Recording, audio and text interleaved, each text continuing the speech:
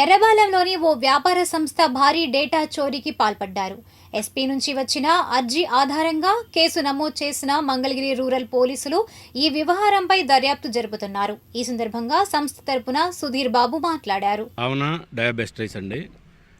ఈ మా దగ్గర దాదాపుగా 300 మంది ఎంప్లాయీస్ ఉన్నారు. దీంట్లో శివకుమారు, నిరూప అని చెప్పనని ఇద్దరు ఫిబ్రవరి నెలలో జాయిన్ అవ్వటం జరిగింది. శివకుమార్ అనే అతను సేల్స్ మ్యాన్గా జాయిన్ అయ్యాడు. జాయిన్ అయిన తర్వాత ఒక 2 నెలలు చేశాడండి మా దగ్గర. చేసిన తర్వాత ఒక అమ్మాయి, 2 పిల్లలు తల్లండి. ఆ అమ్మాయికి భర్త లేడు, భర్త చనిపోయాడు. మీరు ఉద్యోగం ఇవ్వండి సార్ అని అంటే సరేనని నేను ఆ నిరూప అనే అమ్మాయికి కూడా జాబ్ ఇవ్వడం జరిగింది. జాబ్ ఇచ్చిన తర్వాత వాళ్ళు ఆఫీసులో క్రమంగా పనిచేసుకునే క్రమంలో దాదాపుగా 284 మంది ఉన్న డిస్ట్రిబ్యూటర్స్ లిస్టు, తర్వాత పెన్ డ్రైవ్లు, 2 పెన్ డ్రైవ్లు, ఒక ఫోన్ అండి.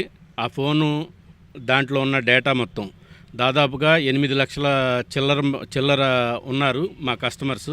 ఆ డేటాలు 2 పెన్ డ్రైవ్లు దొంగతనం చేసి హాస్పిటల్లో చేరుతున్నాము, మాకు ఆపరేషన్ ఉంది మా ఆయనకి అని చెప్పనని అతను ఆగిపోవటం జరిగింది. ఆగిపోయిన తర్వాత తీరా చూస్తే ఈ భర్త లేని అమ్మాయి ఎవరు అని అంటే వీళ్ళ భార్య అని చెప్పనని తెలిసింది మాకు.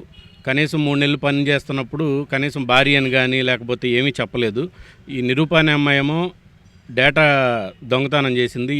ఇతనేమో డిస్ట్రిబ్యూటర్ లిస్ట్ కానీ లేకపోతే ఇంకా పెన్ డ్రైవ్స్ ఇవన్నీ కంప్యూటర్ సిస్టమ్ దగ్గర కూర్చొని సిస్టమ్ ఆపరేటర్ దగ్గర నుంచి దొంగతనం చేశారని చెప్పనని మాకుంది. ఎందుకంటే ఈ భావన డయాబెస్ట్రైస్లో మాకు కాల్స్ రావటమే, వచ్చిన దాన్ని బుక్ చేసుకొని పంపిస్తాం. ఈ డేటా తీసుకెళ్ళి ప్రతి ఒక్కరికి ఫోన్ చేయటం.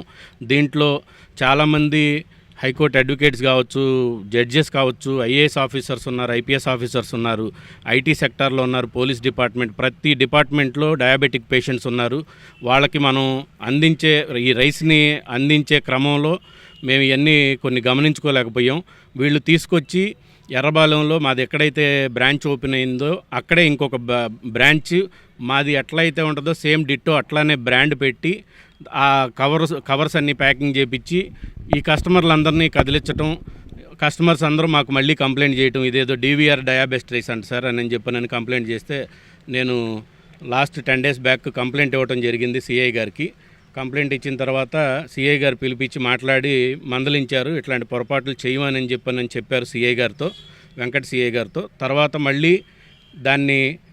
మళ్ళీ ఇంకొక బ్రాండ్ ఏదో పెట్టి డీవీఆర్ డయాబెస్ట్రైస్ తీసేసి డీవీఆర్ రైస్ అని నన్ను పెట్టి మళ్ళీ మా కస్టమర్లకి ఫోన్లు చేస్తా ఇట్లాగ ఇబ్బందులు పెడుతున్నారని చెప్పనని మొన్న సోమవారం గ్రీవెన్స్ సెల్కి వెళ్ళి నేను కంప్లైంట్ ఇవ్వటం జరిగింది. ఇప్పుడు సిఐ గారి దగ్గరికి ఆ కంప్లైంట్ వచ్చింది. సిఐ గారు తగిన చర్యలు తీసుకుంటాం అని చెప్పారు. సాయంత్రం మళ్ళీ మాట్లాడదాం, ఖచ్చితంగా దాని మీద మేము చర్యలు తీసుకుంటాం అని చెప్పనని సిఐ గారు చెప్పడం జరిగింది.